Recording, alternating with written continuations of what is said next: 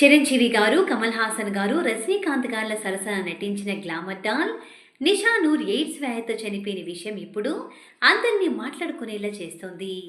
తమిళ, తెలుగు సినీ పరిశ్రమల్లో మంచి గుర్తింపు తెచ్చుకున్న ఈమె 1980ల కాలంలో కె బాలచందర్ గారు, భారతీ రాజా గారు వంటి దిగ్గజ దర్శకులతో కలిసి ఎన్నో చిత్రాల్లో నటించింది. బోల్డ్ పాత్రల్లో ఈమె ఎక్కువగా నటించి ప్రేక్షకుల్ని ఆకట్టుకుంది.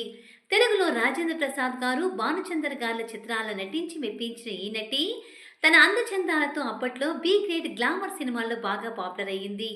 అయితే కెరీర్ తగ్గుముఖం పడుతున్న సమయంలో నిషా నూర్ ఓ నిర్మాత వాన్లో పడింది.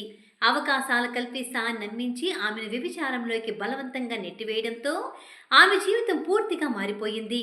ఆర్థికంగా దివాలా తీయడం, కుటుంబ సహాయం లేకపోవడం, వ్యభిచారమే జీవనాధారంగా మారింది. అవకాశాలు లేకపోయినా బయటకు రావాలన్న సాహసం చేయకపోవడంతో ఆమె ఈ వృత్తిలోనే కొనసాగింది. అది ఆమె ఆరోగ్యాన్ని, జీవితాన్ని నాశనం చేసింది. చివరికి నిషా నూర్ ఓ దర్గా బయట నిరాశ్రయ స్థితిలో ఉండటం గుర్తించిన ఓ ఎంజీఓ సంస్థ ఆమెను ఆసుపత్రికి తరలించింది. అప్పటికే ఆమె శరీరం బక్కచిక్కిపోయి గుర్తుపట్టలేని స్థితికి చేరింది.